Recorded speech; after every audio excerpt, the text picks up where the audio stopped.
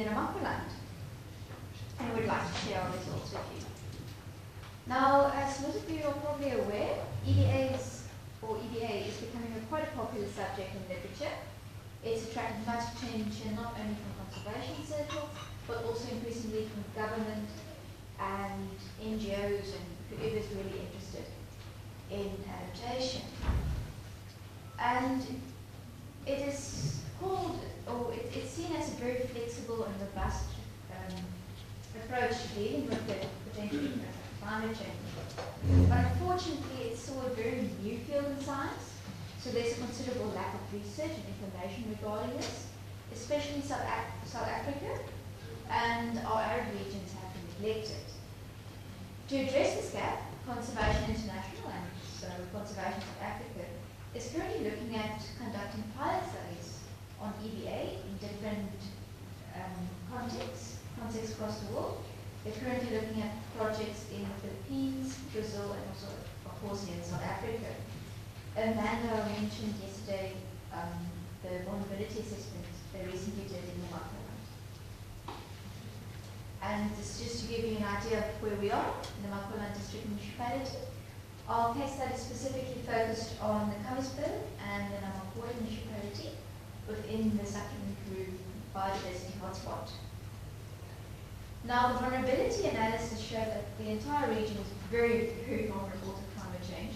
Specifically, Colloquium and Namaqualand is severely vulnerable, and this is of concern seeing that Colloquium is a vital water catchment region, and Namaqualand has exceptional endemic levels of floral diversity, even within that hotspot of the Sakhimangu.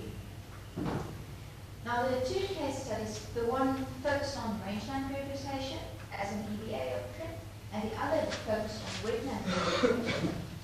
Now, I've worked mainly on the rangeland ones, so I'm going to share with you our experience with that. The rangeland rehabilitation case study tried to address two key vulnerabilities. The one is related to a poor infrastructure in the region, and the other a concern for drought and water, and how that impacts rangeland productivity. We specifically try to address the expected negative feedback loop that will become more concerned as the region becomes more arid under climate change projections.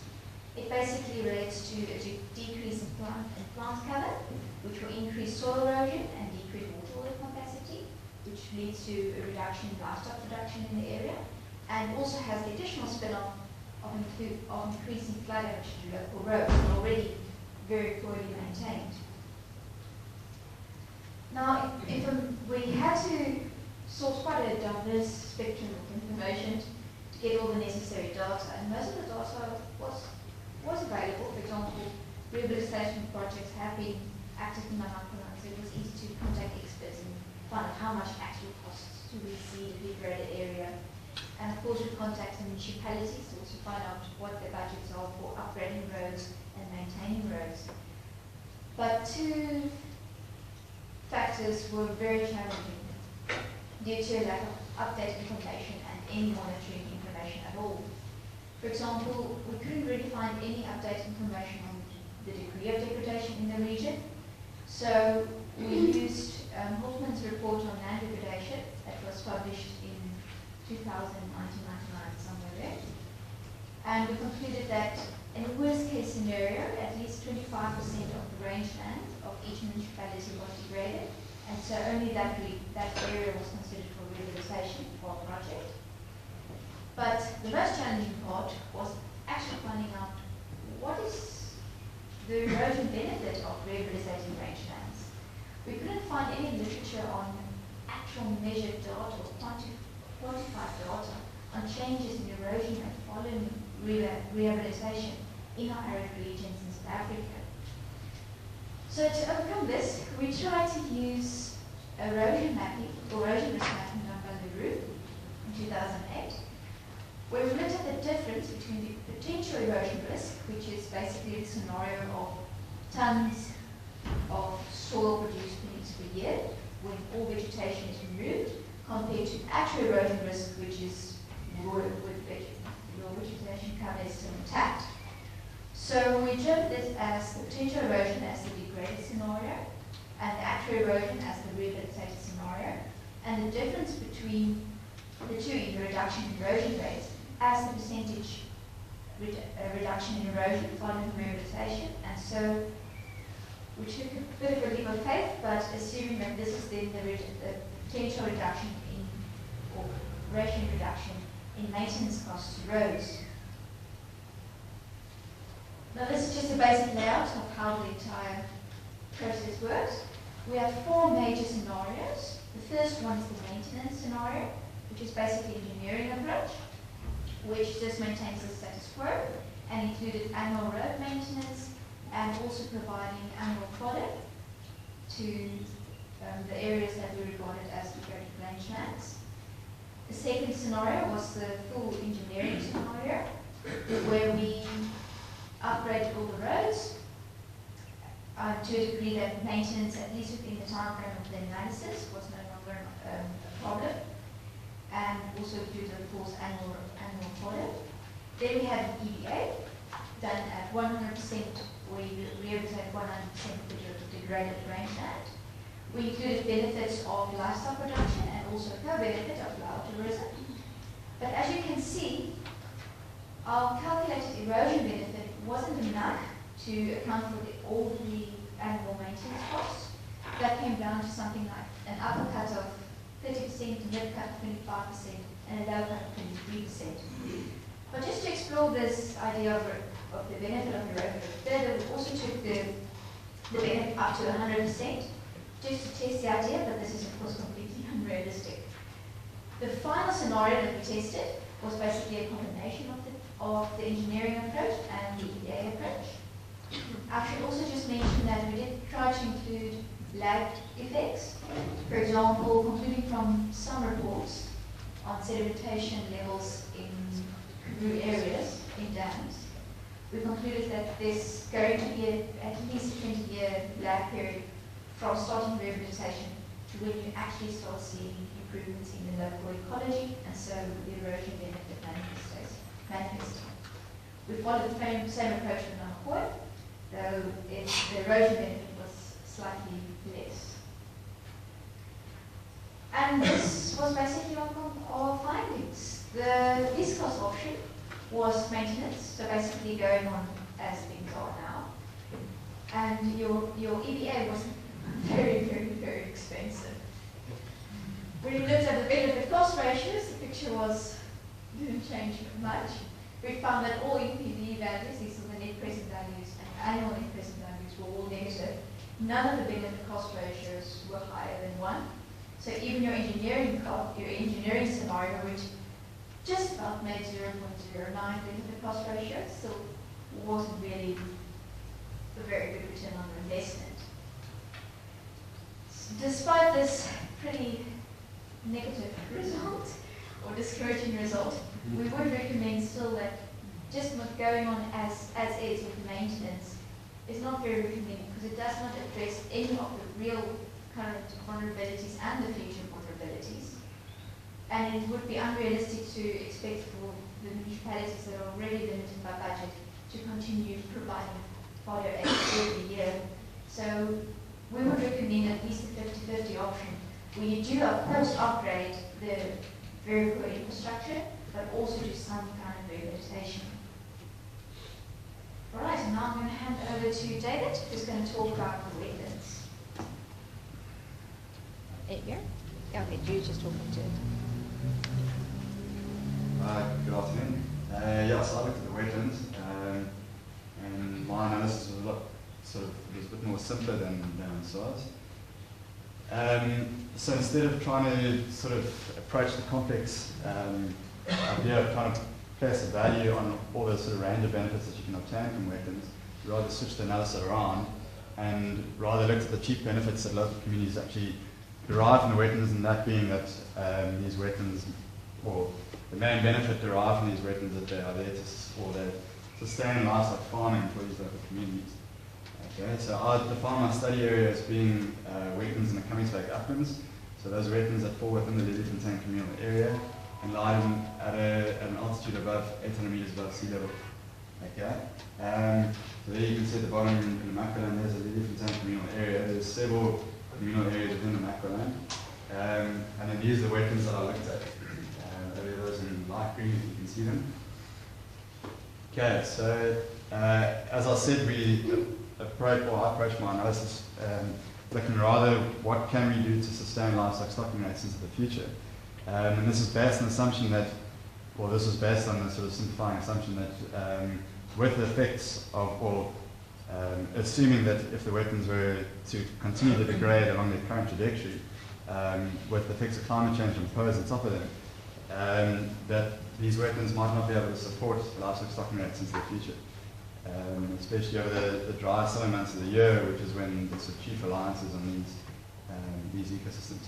So my cost effectiveness analysis was approached by assessing the costs associated with two options: either the ecological rehabilitation of the wetlands in the present through these various EBA options, against the implementation of engineering alternatives in the future. So again, assuming that these local communities won't implement these engineering alternatives in the present, but rather once the effects of climate change become more evident. Okay.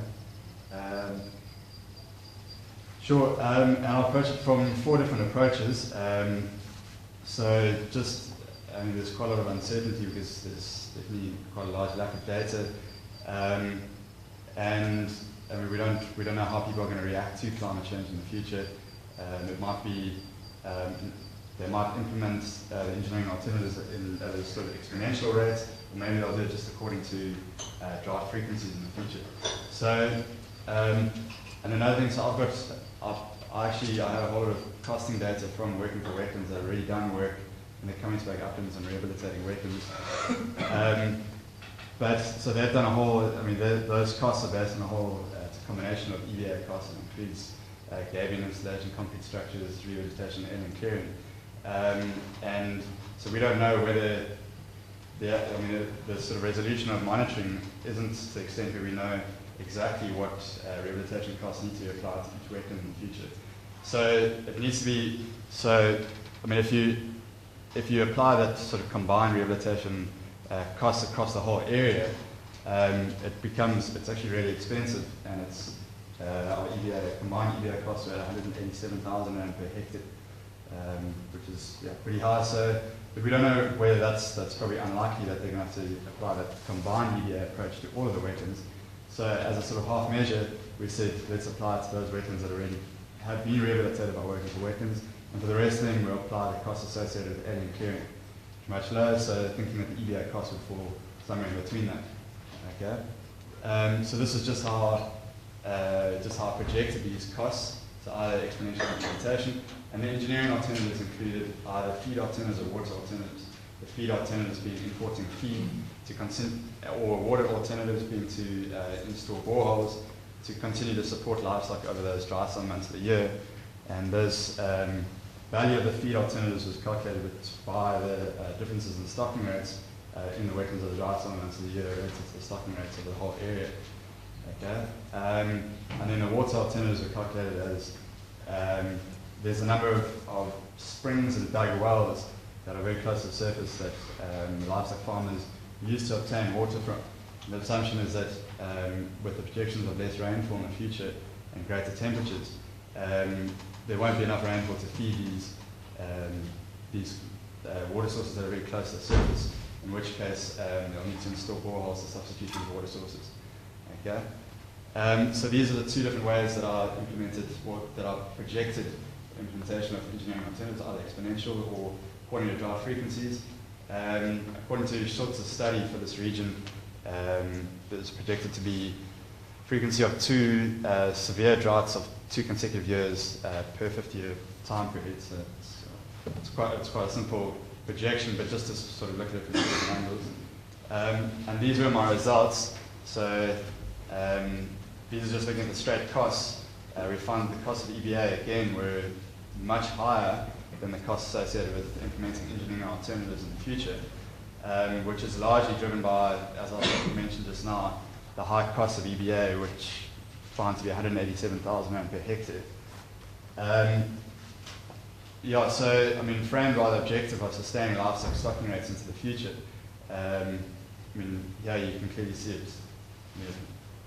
Or it might not be the answer that we would like to see, but you can see that it's actually more cost effective to rather, in this context, let the wetlands degrade and then implement engineering alternatives in the future. Okay? And this approach 1 was looking at the combined EBA applied to the whole area. Approach 2 is combined EBA just to working for wetlands area, and then alien clearing across the rest of the area, alien clearing at a rate of, I think it was about 7,500 rand per hectare, including 10 years of maintenance or follow-up costs. Okay? Very similar results for approach 3 and approach 4. Approach 3 was projecting implementation of engineering alternatives according to drought frequencies, and same for approach 4, but then looking at the different strategies of EBA. Yeah, so I mean, again, it's much more cost effective to implement engineering alternatives in order to sustain livestock stocking rates into the future for this area. Okay, so the conclusion from both of our studies is very simple and SWA that it makes more sense to continue business as usual in this area, and for me to, for my wetland study, to rather implement engineering alternatives. Okay, 2 important points. It's obviously very important to consider the local context of all these analyses, of these sorts of analyses. I mean, for instance, with my wetland study, it's extremely costly to rehabilitate these wetlands in this area, just because there's sort of very shallow soils and steep gradients, so erosion is quite a serious problem. And also, I mean, in this Kamiesberg in the Macalan area, I mean, as Amanda pointed out yesterday, your population densities are so low. So people that are actually benefiting from these ecosystems is much lower than, say, a more populated area in KwaZulu-Natal or something like that. Just out of interest, I actually spoke to Donovan Kotze, who works for Water Research Commission, and with my very high cost per hectare of 187,000 rand of rehabilitation, I got a comparison from him, and they had rehabilitated wetlands in Bushbuck Ridge up in Mpumalanga, and they actually had costs of 900,000 rand per hectare. But through their studies, they actually justified those costs because they have much higher population density, relying on a greater array of ecosystem services. So in this case, obviously, your local context makes quite a big difference. And then with these very high costs of rehabilitation that we found in both of our studies, I suppose quite an obvious conclusion is that prevention is in fact better than cure. I mean, if you can prevent serious erosion from taking place, then that's probably the way to go forward in the present. And then recommendations from the study from both of us. I mean, if you could increase your monitoring and evaluation of each of these areas, increase your resolution, that maybe you can more effectively evaluate your low-hanging fruit and target those better. So, I mean, in the case of the wetlands, it's much cheaper to clear aliens and revegetate than it is to install aliens and concrete structures. Maybe you could focus on that, where possible. So, that feeds into monitoring and evaluation before and after intervention. And then, I mean, these are just, the last 2 are just 2 differences from our analyses. So, I mean, the last one, I mean, we both approached our analyses from different perspectives, and it might be something to take away for the future, rather than just approaching it from one angle, but to look at it from a range of different angles. That's me done. Yeah. Sure.